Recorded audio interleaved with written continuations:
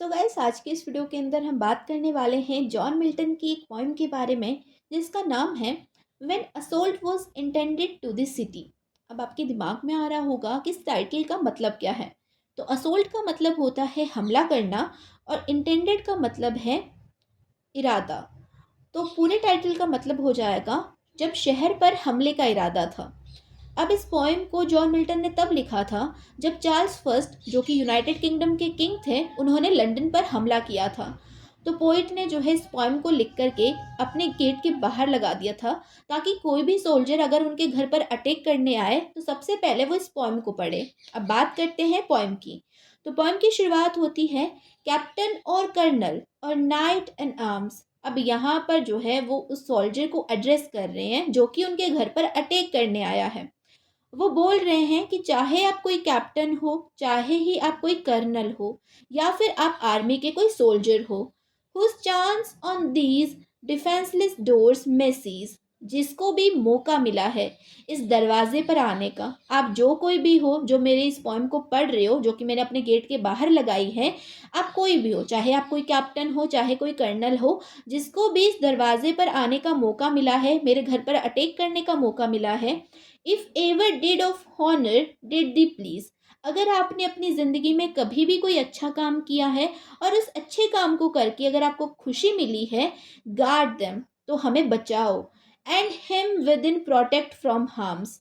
आप जो है इस दरवाजे की रक्षा करो, इस दरवाजे को प्रोटेक्ट करो, और इस दरवाजे के अंदर, दरवाजे के पीछे जो लोग हैं उनकी भी रक्षा करो। अगर आपने अपनी जिंदगी में कोई अच्छा काम किया है और आपको खुशी मिली है तो आप जो है हमारी रक्षा करो। He can requite thee for he knows the charms. अब यहाँ पे पॉइंट बोलते हैं कि आप ये मत सोचो कि आप हमें प्रोटेक्ट करोगे तो हम आपको जो है कुछ देंगे, नहीं, हम रिटर्न नहीं करेंगे आपको कुछ। मैं जो हूँ आपका एहसान चुका दूंगा। कैसे चुकाऊंगा? क्योंकि मुझे जो है जादू आता है। अब जादू उन्होंने बोला है पोइट्रीज को। अब जो हमारे पोइट है जॉन मिल्टन, वो जो है पोइट्रीज लिखते हैं, तो उनके अंदर कला है, एक स्किल है। तो इसे वो बोलते हैं कि जादू है उनके अंदर। वो बोलते हैं कि मैं आपका इस एहसान जो है चुका दूंगा क्योंकि मुझे जादू आता है। That call fame on such gentle acts as these, and he can spread the name o'er land and seas. अब यहाँ पे वो बोलते हैं कि मैं आपको फेमस कर दूंगा, ये जो मेरे पास जादू है ना, इससे मैं आपको फेमस कर दूंगा आपके इस अच्छे काम के लिए। अगर आप मुझे प्रोटेक्ट करते हो, ये तो आप अच्छा काम कर रहे हो, तो अगर आप ये अच्छा काम करते हो तो मैं आपको फेमस कर दूंगा अपनी पोइट्रीज के थ्रू। मैं आपके ऊपर जो है पोइट्रीज लिखूंगा। आगे वो बोलते हैं कि मैं जो हूँ आपका नाम जमीन पर, समुंदर पर, हर तरफ फैला दूंगा। मैं आपको इतना फेमस कर दूंगा कि लोग आपको जमीन पर तो जानेंगे ही सही, लैंड पर तो जानेंगे ही सही, लेकिन आपको समुंदर में भी जाना जाएगा। मैं आपको इतना फेमस कर दूंगा। Whatever clime the sun bright circle warms. अब यहाँ पे वो बोलते हैं कि कोई सा भी क्लाइमेट हो, जो सूरज होता है, जो सन होता है, वो हमेशा चमकता है और उसमें हमेशा गर्मी रहती है। जो सूरज की ऑर्बिट होती है, सन की ऑर्बिट होती है, कोई सा भी क्लाइमेट हो, वो हमेशा जो है तपता रहता है और हमेशा चमकता रहता है। अब इस लाइन का मतलब है कि कोई सा भी टाइम हो, कैसा भी टाइम हो, जो अच्छा काम होता है वो हमेशा जो है प्रसिद्धि पाता है, हमेशा जो है वो फेम पाता है।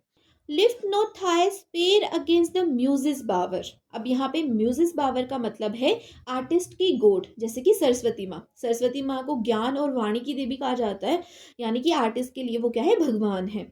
तो वो बोलते हैं कि एक ऐसी जगह, एक ऐसा घर जहाँ पर खुद सरस्वती माँ विराजमान है, ऐसे घर पर तुम अटैक मत करो। यानी कि मेरे घर पर अटैक मत करो, क्योंकि मैं तो एक आर्टिस्ट हूँ। मेरे घर पर तो जो है मैं पोइट्रीज लिखता हूँ, तो मेरे घर पर तो खुद ब खुद सरस्वती माँ ही विराजमान है। तो तुम जो है मेरे घर पर अटैक मत करो। The great Emathian conqueror bid spare the house of Pindarus when temple and tower. अब यहाँ पर जो है वो ऐसे पोर्ट्स की बात करने वाले हैं जिनकी वजह से जो है राजा भी झुक गए थे। तो यहाँ पे वो बोलते हैं इम्पैथियन कॉन्क्यूर, इम्पैथियन कॉन्क्यूरर बोला गया है अलेक्जेंडर पोप को। इम्पैथियन नाम की जगह पर जो है अलेक्जेंडर ने राज किया था, और कॉन्क्यूरर का मतलब होता है राजा। तो इम्पैथियन कॉन्क्यूरर का मतलब हो जाएगा इम्पैथियन का राजा। तो इम्पैथियन का राजा कौन था? अलेक्जेंडर। तो यहाँ पर वो जो है अलेक्जेंडर की बात करते हैं। वो बोलते हैं कि अलेक्जेंडर जब जो है बहुत बड़े बड़े टावर्स तोड़ रहा था, बहुत बड़े बड़े मंदिरों को तोड़ रहा था, उस टाइम पे उसने जो है पिंडेरस के घर को नहीं तोड़ा था।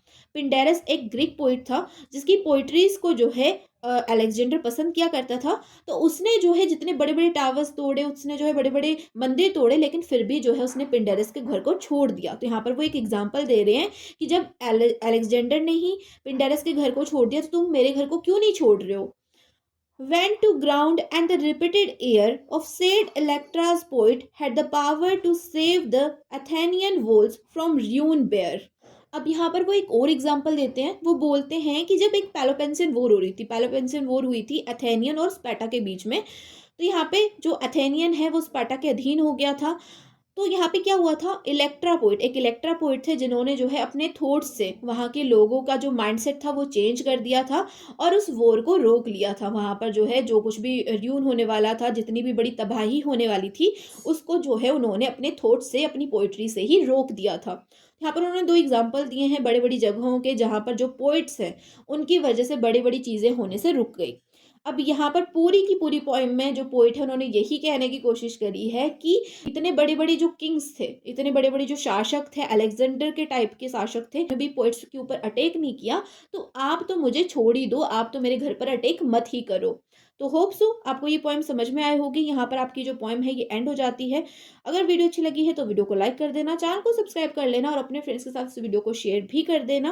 और अगर आप कोटा यूनिवर्सिटी के स्टूडेंट हैं तो आपको जो है प्लेलिस्ट भी मिल जाएगी मेरे चैनल के ऊपर हर एक सेमेस्टर की। अगर आप किसी और यूनिवर्सिटी के स्टूडेंट हैं और अगर आप किसी और टॉपिक पे वीडियो चाहते हैं तो आप मुझे कमेंट सेक्शन में उस टॉपिक का नाम भी कमेंट कर सकते हैं और अपनी यूनिवर्सिटी का नाम भी कमेंट कर सकते हैं। मैं आपकी यूनिवर्सिटी के सिलेबस के ऊपर भी जरूर से वीडियो बनाऊंगी। तो चलिए मिलते हैं नेक्स्ट वीडियो में, तब तक के लिए bye bye, take care, keep watching, keep learning.